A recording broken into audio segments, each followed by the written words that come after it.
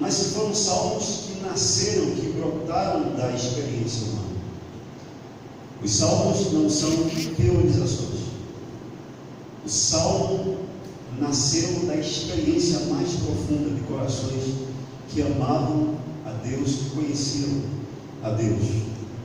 Então são canções, são cânticos, são poesias que nasceram das entranhas da experiência humana, que surgiu e brotou da trincheira da guerra, os soldados ali à frente, enfrentando as adversidades e os perigos.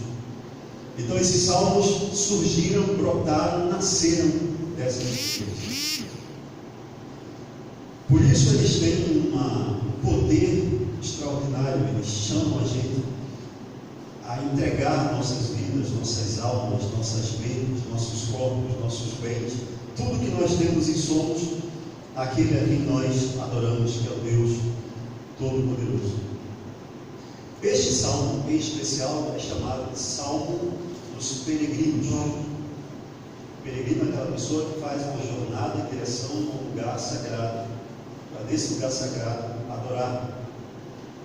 E os judeus estavam, quando confeccionaram, puseram esse texto, eles estavam nessa experiência de peregrinação em direção a Jerusalém, que era a cidade onde Deus se manifestava e onde o povo de Israel adorava ao Senhor. Então eles iam pelos vales, pelas montanhas, pelos lugares escarpados, pelas adversidades desses lugares sinuosos, e existia várias montanhas em torno, mas lá numa montanha específica tinha Jerusalém, e eles estavam sempre se remetendo o seu olhar para a cidade de Jerusalém, onde ali estava a Arca do Senhor, representando a presença de Deus no meio do povo. Então o texto mostra que esses irmãos, eles estavam indo como peregrinos numa jornada espiritual em direção à cidade celestial, com o fim, com o objetivo de adorar. Nesse caminho eles corriam riscos, eles estavam assim envoltos em perigos de toda sorte. Eles corriam riscos acerca de problemas de saúde, eles corriam riscos de serem atacados por salteadores e bandidos, ou à noite ou durante o dia. Eles corriam riscos de terem acidentes ao ponto de se machucarem e tombarem, em razão da situação do caminho, que era muito íngreme. Tudo de ruim, tudo de muito ruim poderia acontecer a esses irmãos, tanto na ida a Jerusalém, como no retorno da cidade de Jerusalém. Por isso, enquanto eles iam nessa caminhada nos vales, nas montanhas, descendo nas planícies, em direção lá a Jerusalém para adorar a Deus, enquanto eles iam, eles cantavam ao Senhor nesse canto: elevo meus olhos para os montes, de onde me virá o socorro? E eles respondiam para eles mesmos: o meu socorro vem do Senhor que fez o céu e a terra. Eles eram peregrinos que estavam indo adorar, mas como peregrinos que adoravam Deus de Israel, eles não estavam imunes aos processos de adversidade, de sofrimento, do sofrimento que toca a carne, que muitas vezes confeiteia a alma. Por isso, enquanto eles estavam caminhando e tendo consciência de todos os perigos que estavam à sua volta e também dentro deles, eles faziam essa canção: elevo meus olhos para os montes, de onde me virá o socorro? Em face das adversidades, dos perigos, de onde me virá o socorro? Eles afirmavam: o meu socorro vem do Senhor. Nós que confiamos em Deus, nós estamos numa peregrinação. A nossa cidade não está aqui na terra, a nossa pátria está nos céus, de onde nós aguardamos o Salvador, o Senhor Jesus Cristo. O apóstolo Paulo diz que nós somos peregrinos Nós estamos indo rumo à pátria celestial, onde nós iremos adorar dia e noite, ou eternamente falando, né, ao nosso Senhor e ao nosso Salvador. E nós precisamos ter essa experiência dos hebreus, que em face a todas as adversidades que estavam ali espreitando e rondando a existência deles, eles tinham essa convicção de que o socorro deles, para a vida deles, tinha uma fonte. Neste canto, neste salmo, há pelo menos duas coisas que eu queria que vocês guardassem hoje no coração, que tem a ver com todo peregrino, todo filho de Deus, todo homem, toda mulher, que depositaram a sua confiança no Senhor. Duas coisas. A primeira é uma certeza. A segunda coisa é uma promessa. Comecemos pela certeza. A certeza que este salmo afirma é a certeza de que Deus é a fonte de socorro ou ajuda para todo aquele que nele crê. Deus é a fonte de onde jorra o socorro, o auxílio, a força, a esperança, aquilo que o ser humano em adversidade precisa para sair do momento de tribulação, às vezes do desespero da própria alma, às vezes no deserto da solidão, às vezes da angústia que muitas vezes quem está à volta não percebe, às vezes de todas as dimensões do ser, que em face das adversidades da vida, o ser é colocado em risco, a alma é colocada em risco,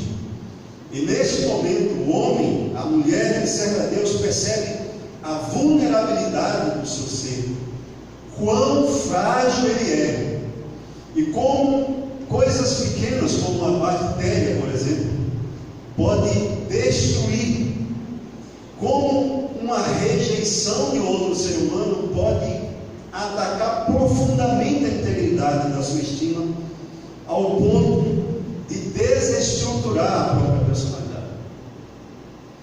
Deus é a fonte de socorro para nossas almas. Foi isso que eles afirmaram ao fazerem a pergunta: elevo meus olhos para os montes, de onde me virá o socorro? E é interessante que havia uma crença entre os caldeus ali daquela região, daquela época, que afirmavam que os deuses mais poderosos estavam lá nas montanhas. E é interessante que o salmista, que compôs esse salmo a partir da experiência visceral de fé no Deus vivo de Israel, ele disseram: não, elevo meus olhos para os montes que os caldeus dizem, lá estão os deuses mais poderosos. Elevo meus olhos para os montes.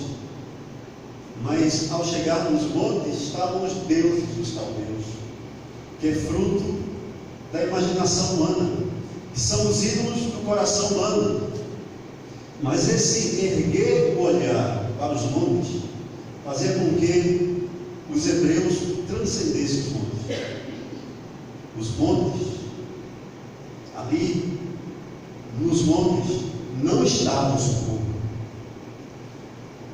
E a alma, o olhar dos hebreus transcendia os montes, varava os céus, ia ao centro espiritual, ao Deus vivo e verdadeiro, dizia: não são os montes, não são os deuses dos caldeus, mas o nosso socorro vem do Deus de Israel, o Deus de Abraão, o Deus de Isaac, o Deus de Jacó. Deus é a fonte de socorro para nossas almas. No Salmo 54, o versículo 4 diz: eis que Deus é o meu ajudador, o Senhor é quem me sustenta a vida.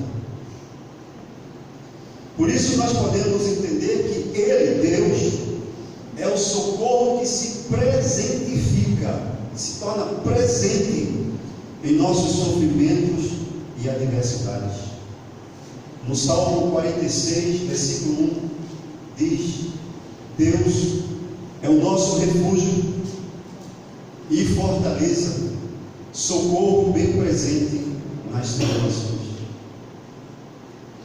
Deus se faz presente, se presentifica quando nossa alma está debaixo dessa adversidade. Deus manifesta a sua presença quando o coração humano está sendo tocado pelas adversidades e sofrimentos que a vida propõe, que a vida traz ao coração humano. Quando muitas vezes o socorro humano não é suficiente, como nós encontramos no Salmo 60, versículo 11, que diz: presta-nos, Senhor, auxílio na angústia, porque vão é o socorro do homem. O socorro do homem é limitado. O socorro do homem não atende às profundas necessidades do coração humano.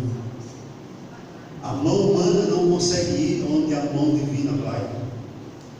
Por isso que os antigos afirmavam que há dois tipos de consolações: a consolação divina e a consolação humana.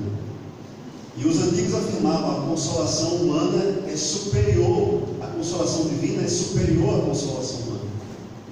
E que nós devemos buscar sempre a consolação divina de nossas almas. O socorro divino, ele é incomparável. Deus, ele visita o coração em angústia, nas circunstâncias mais adversas, e se revela como um socorro bem presente na hora da adversidade. Quando as trevas se instalam, quando a adversidade vem, quando os inimigos vêm, seja os inimigos de fora ou seja os inimigos de dentro. E eu costumo dizer que os inimigos mais terríveis no coração humano são os inimigos interiores, porque nós nos acordamos e dormimos com ele. Mas quando esses inimigos vêm de fora e os de dentro se revelam, Deus se presentifica na nossa alma. Deus diz: eu estou presente com você, meu filho. No abismo da sua alma, eu estou presente. Eu sou a luz, eu sou o socorro, eu sou o escudo, eu sou a magnificência, eu sou a luz que transcende as trevas. Deus é o socorro bem presente nas angústias. Deus estava presente com Abraão. Deus estava presente com Moisés. Deus estava presente com Jó. Deus estava presente com Sadraque, Mesaque e Abednego lá na fornalha. Deus estava presente com Paulo e Silas na cadeia, quando eles foram presos e acorrentados e fustigados. E à meia-noite, quando eles estavam de joelhos, diz que um tremor, um terremoto invadiu aquela região, a cela, e Deus manifestou a sua presença, dizendo: olha, vocês foram feridos, vocês estão presos, mas eu sou o socorro de vocês, eu estou presente. Por isso, amados, nós precisamos compreender que Deus é o socorro das nossas almas. Você acredita piamente, profundamente, que Deus é o socorro da sua alma? Na adversidade que você enfrenta, nas tentações que você encara, nas pressões que você tem sentido, nos momentos de vazio da sua alma, quando você até acha que Deus está ausente. Eu costumo dizer que Deus está presente até na ausência dele. Quando o coração do crente sente assim: poxa, meu Pai está tão distante, a minha alma está tão abatida, as adversidades estão me impressionando e me apertando tanto, que eu não estou percebendo a presença de Deus. Querido amigo, querido irmão, querida irmã, eu quero dizer para você que Deus está presente até quando a nossa alma acha que Ele está ausente. Deus é o socorro bem presente. Alguns anos atrás eu fui pregar em Salgueiro, a igreja batista, me convidou a pregar, e tinha uma senhora lá que eu não a conhecia. Depois o culto ela me procurou, e a partir daquele dia eu comecei a acompanhar, assim, de muito perto. Era uma senhora de aproximadamente 60 anos. Ela havia tentado cometer o suicídio por algumas vezes. O esposo dela cometeu o suicídio. Ela havia perdido várias pessoas, inclusive a mãe, num único acidente. Várias pessoas da família foram mortas. E ela fazia parte de uma família tradicional e rica da cidade, uma cidade inteira. Mas ela estava em desespero profundo. Ela disse: pastor, a pregação que o Senhor ministrou falou muito ao meu coração, mas eu não sei como sair dessa situação. Eu estou pensando em dar cabo na minha vida. Eu não sei como sair dessa situação. E aí eu comecei a pregar o evangelho para ela. Eu voltei para Recife. Eu me lembro que às vezes eu ficava no telefone 2 horas conversando com essa mulher. 2 horas. O ouvido já queimava. 2 horas. Ela tinha pensamentos obsessivos terríveis. 2 horas. E houve um dia que ela disse: pastor, eu aceito esse Jesus na sua família. Ela começou a ler a palavra de Deus. Ela começou a orar. Ela começou a louvar. A família dela, muito tradicional, católicos, ela começou a ser perseguida.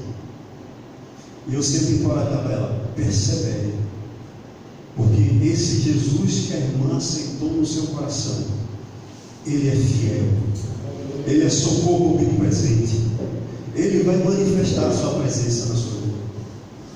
E ela disse: pastor, você tem coragem de falar com meu pai? Ele é muito, assim, violento, ele não aceita essa pergunta. Você tem coragem? Eu tenho. Pastor, na minha casa nunca entrou um crente. Ela disse: pois agora vai entrar um, irmão. Eu vou em nome do Senhor Jesus. E eu fui, me tornei um amigo do pai dela. Fizeram um quartozinho e queria que eu fosse morar naquela casa. Eu passei alguns dias morando ali. Aquela mulher teve uma transformação tão grande que a família toda perguntava assim: o que foi que fizeram com você?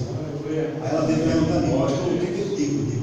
Diga assim: foi Jesus que libertou a minha vida. Ele é socorro bem presente nas tribulações. Essa semana eu estava com ela, veio aqui a Recife,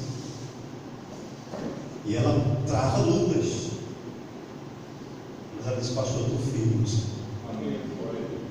Porque, queridos, Deus é socorro bem presente na hora das angústias. Ele faz a diferença.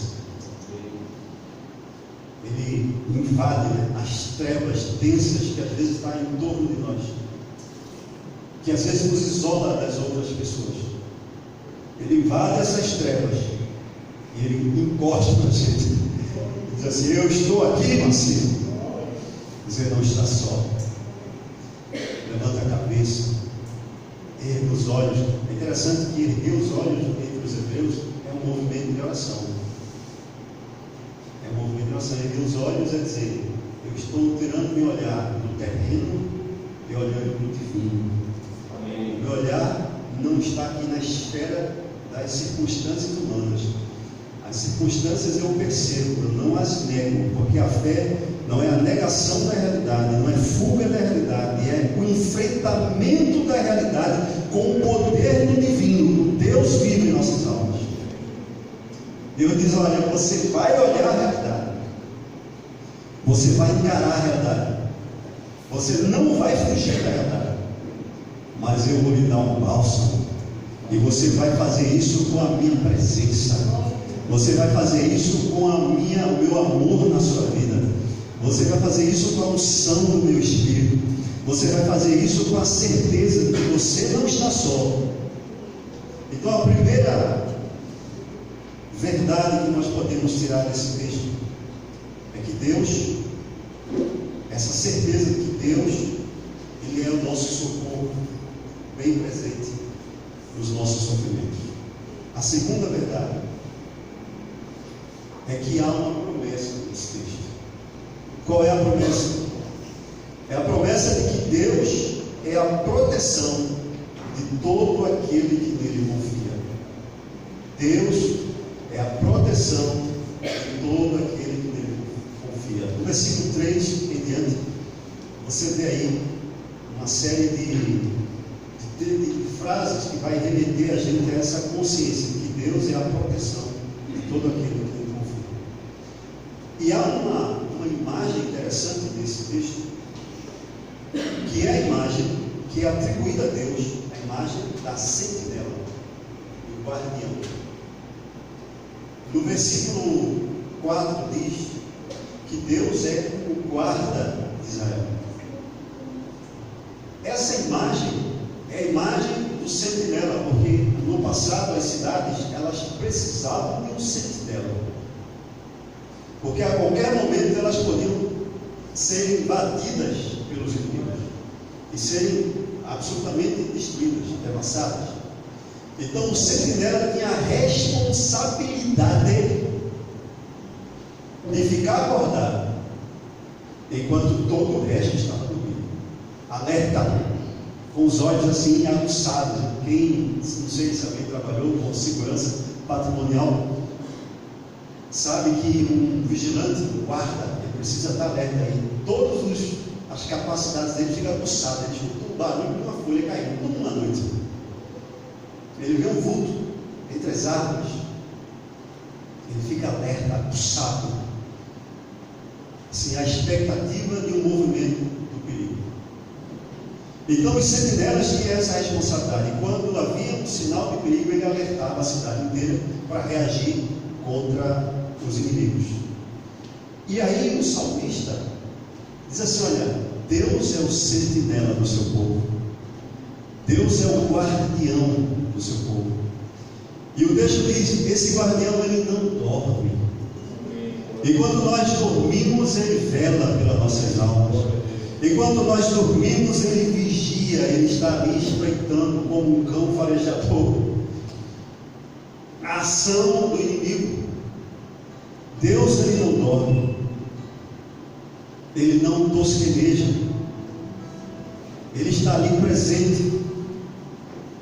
Há um livro de um pastor que ele é meu filho, que ele sofre muito, e ele escreveu um livro dizendo que Deus, esse Deus todo-poderoso, que é o guardião, ele é aquele Deus que trabalha no turno da noite. Quando todo mundo está dormindo, quando as adversidades estão batendo na porta, na pele, na carne dos seus filhos, Deus está alerta, trabalhando no turno da noite, em prol dos seus filhos. No Salmo 91, essa verdade é reforçada quando diz que aquele que habita no esconderijo do Altíssimo e descansa à sombra do Onipotente, diz ao Senhor: Tu és meu refúgio e a minha fortaleza, o meu Deus em quem eu confio. Pois ele livrará você do laço do passarinho e da peste perniciosa.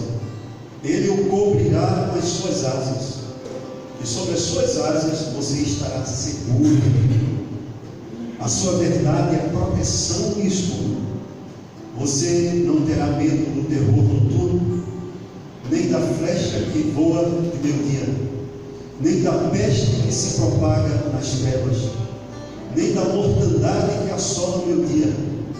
Cai 1000 ao seu lado e 10.000 à tua direita, você não será atingido. Deus é essa habitação segura para nossas almas. É esse Deus guardião do nosso coração, que não dorme, que tem uma vigilância incessante. Interessante que o texto diz que ele não tosqueneja, não dormita, que é os cochilos. E porque ele não dormita, não cochila, ele também não dorme, que é aquele sono que o vigia se entrega por absoluto. ele não cochila, mas também não dorme. Ele trabalha no turno da noite. Ele trabalha quando a noite atinge a nossa vida, quando as adversidades vêm ao nosso coração, quando os problemas chegam na nossa família, quando os problemas atingem o casamento, quando a doença chega no nosso corpo. Deus que trabalha no turno da noite, Ele vem e diz: eu sou a habitação segura, eu sou o escudo da tua alma, eu sou a sustentação para os teus pés, eu sou aquele que te cubro do lado direito, do lado esquerdo, por cima, por baixo, por dentro, por fora. Eu sou a redoma de fogo em torno de você. Eu sou aquele que vou peneirando e faço a seleção do que eu permito tocar a sua vida. Eu sou a sustentação, o baluarte do seu coração. Eu lembro que eu tive uma experiência quando eu estava na aeronáutica, e eu era da polícia aeronáutica, e eu estava como sentinela fixa, que não pode sair do lugar, e tinha 2 sentinelas móveis para controlar a entrada e saída dos carros na base aérea. E eu dava suporte para protegê-los. Eu ficava com a arma com poder de fogo mais ofensiva, que era a do fuzil. Eles ficavam com a pistola. E nós estávamos numa noite de sentinela, e veio um carro, um Fusca, eu lembro, amarelo. Mas eu percebi de longe que ele fez um zigue-zague assim, no momento que eu achei estranho. Eu fiz sinal para o sentinela móvel para interceptar o carro, não permitir que entrasse, porque só entra se ele abrir a cancela. Mas, infelizmente, meu colega de trabalho não fez isso. Ele abriu a cancela e disse: não, é um oficial que de vez em quando ele toma. Abriu, o carro foi embora. Estava todo mundo lá na guarnição, tranquilo. Quando veio uma ligação do cassino dos oficiais, porque o camarada não era do quartel, estava até com sangramento para fugir da rua, lá tem alguém perseguindo ele. E ele entrou desinvestado ali no primeiro lugar que encontrou, que foi na base aérea. Então, um vacilo assim, enorme. E para piorar, foi para o cassino dos oficiais. Chegou o cara lá sangrando, desceu do carro, foi falar com os oficiais. Pediu socorro. Moral da história: a guarda ficou presa, toda a guarda, inclusive eu. Sensação horrorosa, terrível. O vacilo da guarda pôs em risco a vida dos oficiais e todo mundo que estava ali. Deus é sentinela que não falha. Com Deus nada passa batido. E às vezes, quando Ele permite alguma coisa atingir a nossa vida, Ele tem um propósito. E mesmo quando algo atinge nosso coração, ainda assim Ele está guardando a nossa vida. Seguir a Deus, seguir a Cristo, não é ser Poliana Moça. Vocês conhecem Poliana Moça da literatura? Que é uma jovem assim, que genuinamente otimista, tudo é lindo, a vida é bela. Não é ser Poliana Moça, porque a vida às vezes não é bela. Às vezes nosso coração trava lutas terríveis. Às vezes o sofrimento vem, bate a porta da nossa casa. Às vezes a doença chega e faz morada no corpo. Às vezes adversidades vêm para nós. Mas a Bíblia diz, e esse texto especial, por 6 vezes diz que Deus é o guarda daqueles que Ele confia. E mesmo quando a adversidade vem, mesmo quando o sofrimento chega junto, nós podemos dizer: elevo meus olhos para os montes, e o meu socorro vem do Senhor que fez o céu e a terra. Se Ele tem o poder de fazer o céu e a terra, Ele tem o poder de me dar força e varar esse sofrimento. Sabe o que é varar o sofrimento? E eu quero finalizar dizendo que uma das experiências mais extraordinárias que nós podemos ter que no sofrimento, no mais intenso sofrimento, quando a gente sente solidão, quando a voz humana já não satisfaz, quando tudo que alguém que conhece a você diz não vai a fundo, não arranca a dor, e você queria que alguém arrancasse essa ponta tão grande. Mas a experiência mais extraordinária é quando um cristão está enfrentando esse sofrimento, na dor da alma, de repente na vida dele invade a presença de Deus. E ele sente as asas do Senhor sobre ele, como as galinhas cuidando dos seus pintinhos. E Deus diz: você está debaixo das minhas asas. A sua dor é a minha dor. E eu vou dar poder a você de suportar essa intensidade de dor na alma. E eu vou fazer você extrair do mal que atinge a sua carne um bem para a glória do meu nome e para a edificação da sua alma. Foi isso que aconteceu com José quando foi vendido pelos seus irmãos e sofreu 13 anos preso. E quando ele foi colocado lá como segundo homem de Faraó, e uma fome terrível veio sobre a terra, e só ele tinha feito a manutenção, o ajuntamento do celeiro de alimento. E muita gente começou a vir procurá-lo e falou disso aqui, e responde por isso é José. Ele é a segunda pessoa, o braço direito. E de repente estavam lá os filhos, os irmãos de José. E quando os irmãos de José chegaram, disseram: não tem uma pessoa que é responsável por isso, é o segundo lá, responsável, o braço direito do Faraó. Quando eles olharam, é José, é nosso irmão, aquele irmão que a gente fez, aquele mal que nós fizemos ele. Mas eles foram falar com José, e José teve um momento que na alma dele travou-se a guerra de ou revidar o mal que ele recebeu, ou perdoar. E José fez a opção por perdoar. E tem um trecho ali da conversa, da fala de José com os irmãos, que ele disse: extraordinário, vocês intentaram o mal contra mim, o coração de vocês maquinaram, e não só maquinaram, fizeram o mal contra mim, mas Deus, do mal que vocês fizeram em mim, extraiu o bem para a salvação de muitas vidas. Glória a Deus. Por isso Paulo diz que todas as coisas cooperam para o bem dos que amamos. Todas. Ele não disse as coisas positivas cooperam. Ele disse todas as coisas cooperam. Porque Deus é Deus que transforma o mal milagrosamente. Eu quero dizer para você nessa noite: confie no Senhor. Faça um voto de confiar em Deus. Vale a pena. Faz a diferença sofrer com Deus e sofrer sem Deus. Uma pessoa sofre sem Deus, ela não vê significado, ela não vê sentido, ela só vê o absurdo do sofrimento. Mas quando ela sofre com Deus, apesar do absurdo do sofrimento, ela consegue extrair sentido, ela consegue extrair bem, ela consegue sair daquilo melhor do que da forma que ela entrou, porque o sofrimento Deus usa como uma forma de modelagem da alma e do caráter.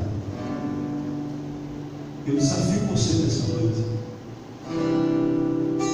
a fazer novamente uma aliança de confiança e a dizer como esse salmista: quando vem o sofrimento na minha alma, eu faço um movimento de olhar, sair, tirar o olhar das coisas terrenas e olhar ao mundo espiritual. E eu percebo que o socorro, o auxílio, a esperança, a força, a assistência para a minha vida é o Senhor. Eu desafio você a confiar em Deus nas dificuldades que você tem passado, nas adversidades do seu coração, nas lutas espirituais que você enfrenta, nas lutas contra a frieza, contra a apatia, que você diga: o Senhor é o meu socorro. O Senhor está vendo a minha vida. Eu não estou sozinho. Eu não estou sozinho. Ele é a sombra da minha vida. O texto diz isso. Ele é a tua sombra e a tua direita. Ou seja, Ele é a presença. É a sombra que nos livra do sol escaldante. Vamos ficar de pé nessa noite. Vamos colocar a nossa vida diante do Senhor. Eu queria que você colocasse a sua vida agora de uma forma especial. Fizesse esse voto, essa aliança de confiança. Meu Deus, eu vou sair daqui nesse mundo na certeza de que Tu és a fonte de socorro para a minha alma. Eu vou sair daqui na certeza de que qualquer adversidade que ia chegar na minha vida, atingir minha vida, não terá a última palavra, porque Tu és Senhor. Eu vou confiar que Tu és a sombra minha direita, a presença minha. Vamos orar nesse momento. Senhor, nós queremos te agradecer, Pai. Agradecer pela Tua palavra que alimenta a nossa alma. Te agradecer, Senhor, porque na fraqueza humana que há em nosso coração se manifesta o Teu poder, a Tua graça, o Teu socorro, a Tua misericórdia. Faz com que, Senhor, aquilo que nós lemos, que nós pregamos, que nós oramos, se torne uma realidade em nossa experiência do dia a dia. Porque nós estarmos aqui é fácil, mas quando nós passamos por aqueles portões, quando nós vamos para a nossa casa, quando nós travamos relacionamentos difíceis, quando nós enfrentamos as lutas dentro da nossa profissão, quando nós estamos na sala de aula, quando nós estamos no coletivo, no trânsito, quando nós estamos, Senhor, ali na iminência de uma luta espiritual, de tentação, é ali que nós precisamos ter essa certeza que o Senhor é o socorro bem presente nas tribulações. Por isso, Senhor, pedimos que o Teu Espírito Santo torne real a Tua palavra em nossas vidas, que Ele possa quebrantar o nosso coração, que nós possamos ser um povo que anda nessa terra sabendo que a fonte de esperança, de socorro, de força, de auxílio vem do Senhor, é o Senhor. Derrama o Teu Espírito sobre nós, fortalece cada um de nós para a glória do Teu santo